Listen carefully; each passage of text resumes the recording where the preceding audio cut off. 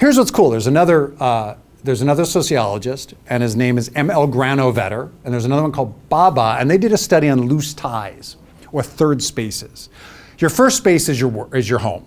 It's where you spend most of your time. Your second space is your work. It's where you spend most of your time. Sometimes it's about the same, right? Sometimes you spend more time at work than you do at home, and when you're at home, you're sleeping. So you might know your work people better than you know your home people. And then your third space is that other stuff. Okay? It might be a book club or a volleyball club, or you might go hiking with people. It might be people in your neighborhood. It's people you see on a regular basis, but it's not necessarily somebody you see every day. Now, I would make the argument that you don't see everybody at work every day either, especially with what a lot of you do, is that you're out, you're doing things, you're connecting with other people at different times, you're connecting with different clients, you're seeing different people based on the project or based on the person that you're working with. And so you don't see them. If I'm an app developer, and Jeff, who's my videographer over here, and he's let's say he's marketing my app, and we work together 60 hours a week in the same office, that really is a second space. That's a space where we know each other. There's already all of that influence has kind of taken place already. But then we have these loose connections in work and outside of work that are not quite as deeply connected, which means that it's more influential. So I ask you, and you can just answer to yourself, and then I'll give you the answer. But why is it that somebody with a loose connection, a third space like a book club, or the second space where you don't necessarily see each other every day, why can those people be more influential than somebody you see every day?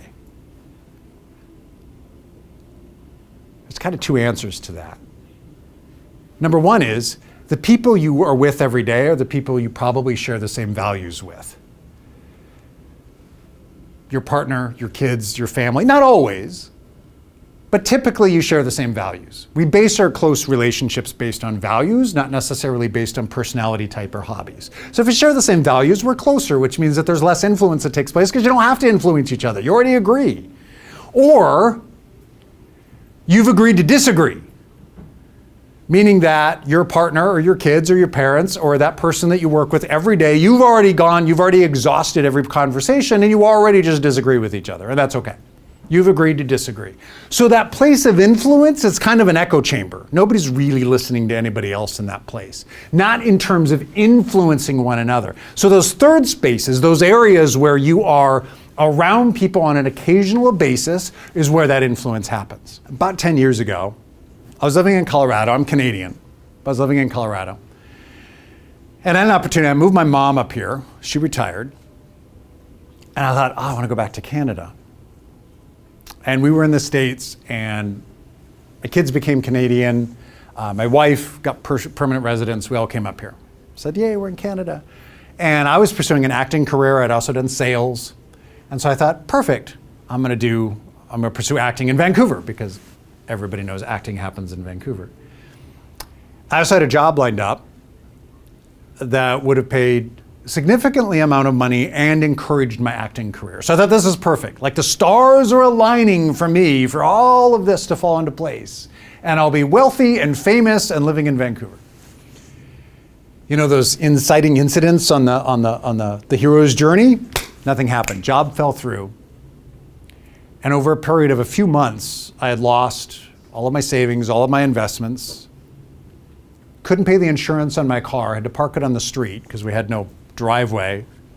City towed my car. Never got it back. And I was starting to look in the couch cushions, trying to find change to take transit, to find a job.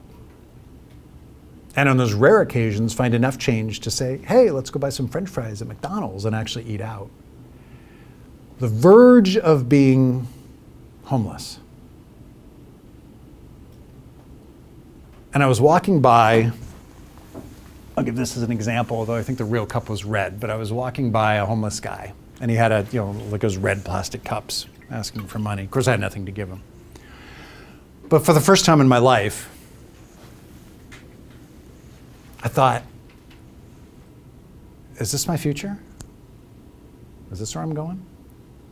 I identified with that guy. I pictured myself holding a sign that said, need food for my kids. And something shifted, something changed. I don't know what it was. Something in my head said, it doesn't matter if it's your fault or not. No hero is coming to save you. You could blame the company where the job fell through. You can blame all these other circumstances. But unless you change, your circumstances won't. And I had to make a choice. So I went home, and I'm like, I don't even know where to begin. And so I started watching YouTube videos. On motivational YouTube videos. My place of influence initially wasn't even a person. It was a video, because I didn't know anybody who could kind of pull me out of where I was at. The people that I knew were in the same position I was in. And that's okay. There's no judgment there. But I knew I had to change something. I had to change that sphere of influence so that I could start thinking a little bit differently and change so that I could get better. I could find places where I could grow. I could develop personally. Because what I'd lost mostly was confidence. And I began to get that back, and I got a job, and I got a better job. My people of influence in the third spaces started to shift. And I joined a Toastmasters club. I've been speaking since I was in 8th grade, but I joined a Toastmasters club just to think, maybe I could do this to help change people and help connect with people.